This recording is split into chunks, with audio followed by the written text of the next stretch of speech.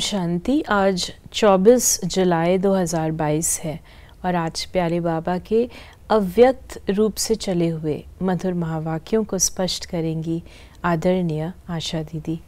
ओम शांति दीदी। आज की मुरली की रिवाइज डेट है 18 दिसंबर 1991 और मुरली की हेडलाइन है हर कर्म में ऑनेस्टी, ईमानदारी का प्रयोग करना ही तपस्या है।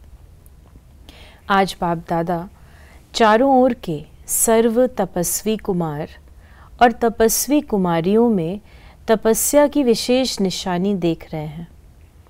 तपस्वी आत्मा की विशेषताएं पहले भी सुनाई हैं, आज और विशेषता सुना रहे हैं। तपस्वी आत्मा अर्थात सदा ऑनेस्ट आत्मा। ऑनेस्टी ही तपस्वी की विशेषता है। ऑनेस्ट आत्मा अर्थात हर कर्म में, श्रीमत में चलने में ऑनेस्ट होगी। ऑनेस्ट अर्थात वफादार और ईमानदार। श्रीमत पर चलने के ऑनेस्ट अर्थात वफादार। ऑनेस्ट आत्मा स्वतः ही हर कदम श्रीमत के इशारे प्रमाण उठाती है। फिर बाबा ने हम ऑनेस्ट, ईमानदार, तो उसका पहला प्रिंसिपल होगा कि वो श्रीमत के अनुसार ही चलेगा, श्रीमत से कॉम्प्रोमाइज़ नहीं करेगा, श्रीमत को डाइल्यूट नहीं करेगा, श्रीमत का पालन करेगा। जैसे साइंस की शक्ति द्वारा कई चीज़ें इशारे से ऑटोमेटिक चलती हैं, चलाना नहीं पड़ता, चाहे लाइट द्वारा चाहे वाइब्रेशन द्वारा, स्विच ऑन किया और चलता रहता है। लेकिन साइंस की शक्ति विनाशी होने के कारण अल्पकाल के लिए चलती है। अविनाशी बाप के साइलेंस की शक्ति द्वारा इस ब्राह्मण जीवन में सदा और स्वतः ही सहज चलते रहते हैं। ब्राह्मण जन्म मिलते ही दिव्य बुद्धि में बाप दादा ने श्रीमत भर दी। ऑनेस्ट आत्मा उसी श्रीमत के इशारे से नेचुरल सहज चलती रहती है। तो ऑनेस्ट की पहली निशानी हर सेकंड, हर कदम श्रीमत पर एक्यूरेट चलना। तो बाबा ने कहा नंबर 1 आत्मा को सोचना नहीं पड़ता कि ये श्रीमत है या नहीं, ये राइट है या रॉन्ग है, क्योंकि स्पष्ट है। बहुत क्लियर बुद्धि होती है और जो क्लियर बुद्धि है वो सच्ची और साफ है। उसमें जो बाबा ने पिछली मुरली में कहा था, ना तो मिलावट है ना बनावट है। तो जब सब कुछ क्लियर है तो उसको कोई भी प्रकार की डिफ़िकल्टी नहीं आती है। दूसरी आत्माओं को स्पष्ट न होने के कारण कई बार सोचना पड़ता है, इसलिए तीव्र गति से मध्यम गति हो जाती है। साथ साथ कोई सोचता है, कोई थकता है। चलते सभी हैं लेकिन सोचने और थकने वाले सेकंड नंबर हो जाते हैं। थकते क्यों हैं?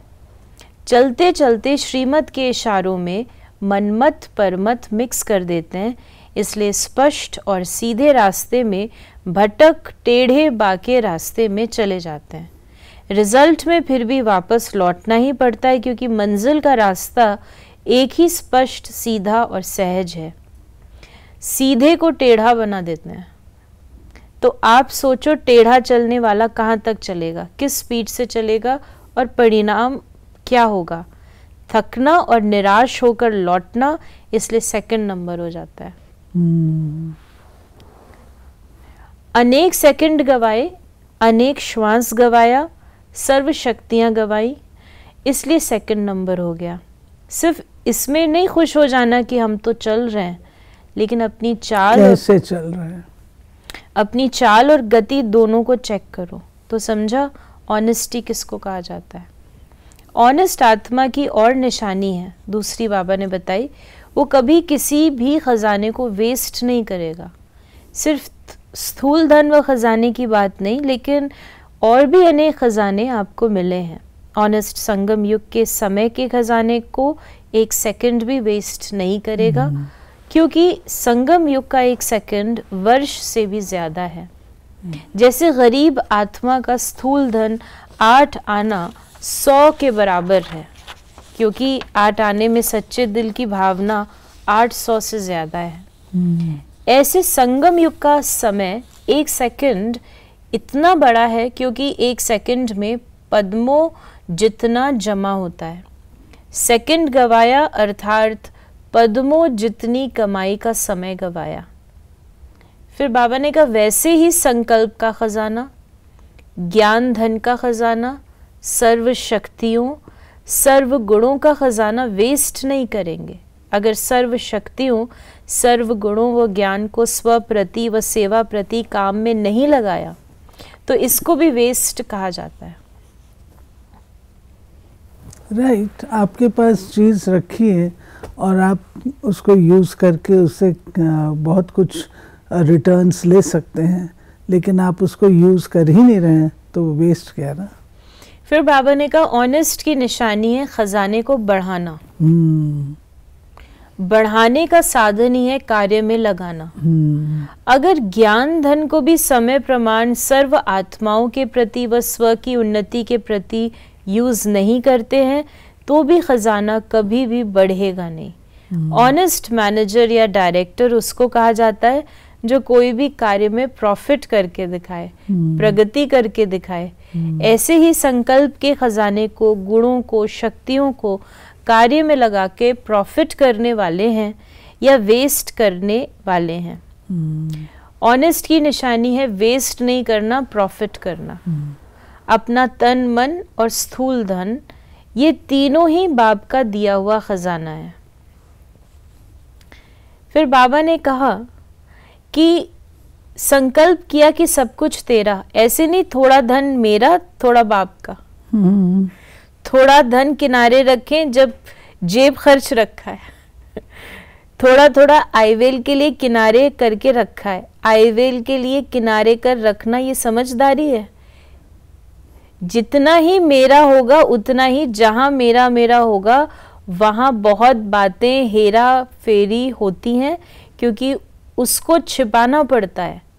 भक्ति मार्ग वाले भी समझते ये मेरे मेरे का फेरा है, इसलिए जब सब कुछ तेरा कह दिया तो कोई भी तन मन या धन वस्तु, सिर्फ धन नहीं लेकिन वस्तु भी धन है। बाबा बता रहे हैं कि बाबा ने सिंपल एक शब्द से ऑनेस्ट और डिसऑनेस्ट को क्लियर कर दिया। जहाँ तेरा है वो ऑनेस्टी है, जहाँ कहा मेरा वो डिसऑनेस्टी। ये तो बाबा की अमानत है, बाप की अमानत है। तो ऑनेस्टी अर्थात अमानत में कभी भी खयानत नहीं करे। वेस्ट करना अर्थात अमानत में खयानत करना। ऑनेस्ट की निशानी वो अमानत में कभी भी खयानत नहीं करता। छोटी सी वस्तु को भी वेस्ट नहीं करेगा। कई बार अपनी बुद्धि के अलबेलेपन के कारण व शरीर द्वारा कार्य में अलबेलेपन के कारण छोटी छोटी वस्तु वेस्ट भी हो जाती है। फिर ये सोचते मैंने ये जानबूझकर नहीं किया लेकिन हो गया, अर्थात अलबेलापन। चाहे बुद्धि का हो चाहे शरीर के मेहनत का अलबेलापन हो, दोनों प्रकार का अलबेलापन वेस्ट कर देता है। तो वेस्ट नहीं करना, 1 से 10 गुना बढ़ाना है, ना कि वेस्ट करना है। जिसको बाप दादा सदा एक स्लोगन में कहते हैं, कम खर्चा बाला नशीन। ये है बढ़ाना और वो है गंवाना। फिर बाबा ने कहा ऑनेस्ट अर्थात तन मन और धन को सदा सफल करने वाला, यह है ऑनेस्ट आत्मा की निशानी। तो तपस्वी अर्थात ये सब ऑनेस्टी की विशेषताएं हर कर्म में प्रयोग में आवे। ऐसे नहीं समाया हुआ तो सब है, जानते भी हैं सब है, लेकिन नहीं, तपस्या योग का अर्थ ही है प्रयोग में लाना। अगर ये स्पेशल बात है जो हमको अंडरस्टैंड करनी है, जो बाबा ने बात कही है कि असली ऑनेस्टी का अर्थ है उसको बढ़ाना। आपको 40 रुपए दिए गए और साथ में आपको कहा गया ये आप जैसे मर्जी इसको आप रख लीजिए। जैसे एक है मैं उसको उठा के ऐसे का ऐसा रख देती हूँ, एक है कि मैं उसको सेवा में लगाती हूँ, उससे मेरे को और रिटर्न्स आते हैं। तो वो है ऑनेस्टी। खजाने को बढ़ा, ऐसे ही रख दिया उन्हें। परंतु इससे एक बात कोई ऐसा मिसअंडरस्टैंड न कर ले कि अगर मेरे पास धन राशि है तो मैं कहीं जाके इन्वेस्ट कर दूं। ये बीकेस के लिए ये चीज़ मना है, निषेध है। बीके जो समर्पित हैं उनके लिए ये निषेध है। दीदी जस्ट रिपीट दैट अगेन, मतलब निषेध in terms of you can not do, क्योंकि ये आप इन्वेस्टमेंट करना, हाँ इन्वेस्टमेंट कर रहे हैं ना, जो कि आप कमा रहे हैं, तो ये तो हम नहीं कर सकते हैं। मैं सोचूं मैं शेयर्स में लगा दूं, मैं सोचूं मैं कोई कंपनी में इन्वेस्ट कर दूं, आई कैन नॉट, ये गलत है।